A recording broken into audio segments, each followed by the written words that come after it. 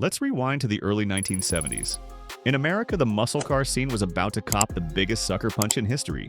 New EPA rules were tightening the screws on big V8s, insurance companies were jacking premiums through the roof, and the oil crisis was just around the corner.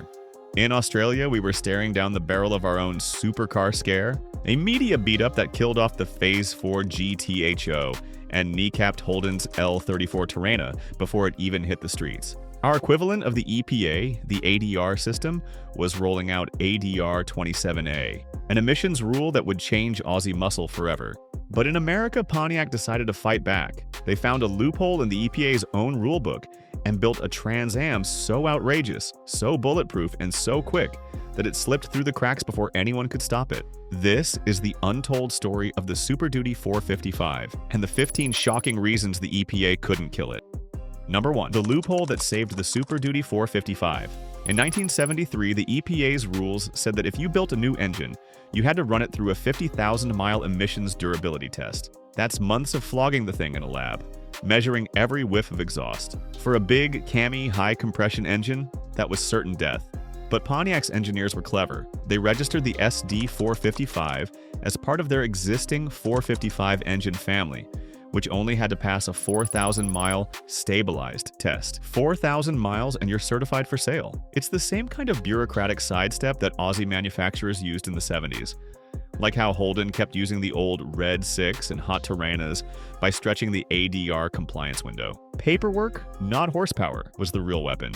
Number 2. A block built for war. Most street V8s of the era were barely strong enough to survive warranty claims. The SD455 block? That thing looked like it came out of a NASCAR pit. 4-bolt mains, chunky bulkheads, screw-in oil gallery plugs, reinforced lifter valleys, and, get this, a dry sump provision cast into the block from the factory.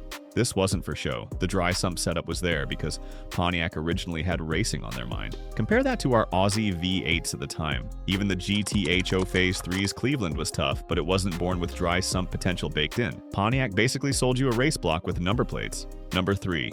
Breathing like a race car. On top of that block sat round port cylinder heads straight from Pontiac's Ram Air 4 playbook. Massive ports, big valves, and high-flow exhaust runners that would make any 308 or 351 of the time blush. While Aussie engines of the era were being strangled by smaller valves and emissions gear, the SD's heads were designed to breathe at high RPM, something most street cars in '73 simply couldn't do. Think L34. Terrana heads, but bigger, badder, and without ADR, 27A killing them off. Number 4. The camshaft bait and switch.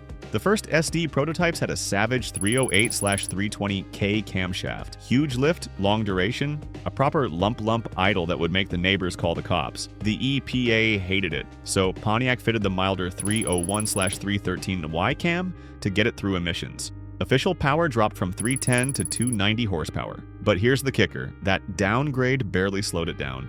Period testers were still pulling quarter-mile times that embarrassed Corvette owners. It's the same game Holden played in the 70s. Underrate the power, keep the cam just legal enough, and let the real performance speak for itself. Number 5. Faster than the numbers suggested. On paper, the SD455 had 290 horsepower. On the road, car and driver clocked it at 0 to 60 in 5.4 seconds, and the quarter in 13.75 at 103 miles per hour. Hot Rod magazine went even quicker, 13.54 at 104 miles per hour. In 1973, those numbers were outrageous. Remember, this was the same year our fastest Aussie sedans were lucky to scrape into the teens. The SD455 was in a league of its own, running times you wouldn't see again until the 1980s. Number 6. The EPA mid-year ambush. Early in '73, the EPA flagged the SD's EGR system for a defeat condition. Production stopped cold. Pontiac had to recertify the motor with a revised emission system. It's a move that feels familiar to Aussies, just like how ADR 27A forced Ford and Holden to rejig fuel and ignition systems mid-model, sometimes costing real performance. But for the SD, the delay just made early builds even rarer and more expensive now. Number 7. Built in tiny numbers. Over 2 years, Pontiac made just 1,296 SD455 Firebirds. 1973, 252 Trans Ams plus 43 formulas. 1974, 943 Trans Ams plus 58 formulas. The Unicorn, a 73 Formula SD 455 with a 4-speed. Only 10 built. In Aussie terms, that's rarer than a genuine Phase 4, and with a survival rate that's probably similar. Number 8. Silenced by noise laws. 1973 drive-by noise regulations forced Pontiac to seal the SD's shaker scoop. On paper, it was decorative. In reality, many dealers quietly delivered them unsealed or told buyers how to fix it themselves. Sound familiar? Aussie buyers were doing the same thing in the late 70s, drilling air cleaner lids, yanking out restrictive snorkels, anything to get back the induction roar the ADRs took away. Number 9. The VIN X. Every genuine SD 455 has an X in the 5th VIN digit. Without it, you're looking at a clone. The VIN trick is well known in Pontiac circles, much like Aussie Ford nuts checking engine and body tags for genuine GTHO or Bathurst spec cars. Number 10. NASCAR dreams that never happened. The SD was meant to be Pontiac's NASCAR weapon. That's why the block was so tough and why it had dry sump provision. But GM's corporate racing ban and NASCAR rule changes killed the plan. Imagine if Ford had been forced to kill off Alan Moffat's XA Coupe before it ever hit Bathurst. That's what this felt like in the States. Number 11. Survived the 73 oil crisis. When the OPEC oil embargo hit, most muscle cars were culled overnight. The SD 455 somehow made it into 74, proving how committed Pontiac was. It's like Ford Australia keeping the 351 and Falcons right through to the XE, against all logic, but for the love of performance. Number 12. Dealer-installed upgrades. Some Pontiac dealers swapped in the hot prototype cam, opened up the shaker scoop, and tweaked timing before the buyer even drove off. That quiet wink and nod performance culture existed here too. Plenty of Aussie dealers forgot to fit ADR gear if the right bloke asked nicely. Number 13. Rivals couldn't compete.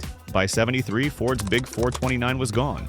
Chrysler's 446 pack was dead, and Chevy's LS6 was history. In Aussie terms, it was like the Phase 4 being cancelled, while Holden still sold the L34, leaving one brand holding the performance crown. Number 14. A collector car before its time. By the mid-80s, SD 455 prices were already climbing. Muscle car values were exploding, and the SD's rarity made it one of the first 70s cars to be treated like a blue-chip investment. Much like the Phase 3 here, its legend grew even when performance cars were out of fashion. Number 15. A modern 1,000 horsepower tribute. Decades later, Todd and Scott Warmack revived the Trans Am name with a 1,000 horsepower. Trans Am 455 Super Duty, under modern low-volume laws. The same outlaw spirit, just with EFI and aircon. It's proof that, whether in America or Australia, you can't kill the muscle car dream. You just adapt it. The Super Duty 455 was more than a muscle car.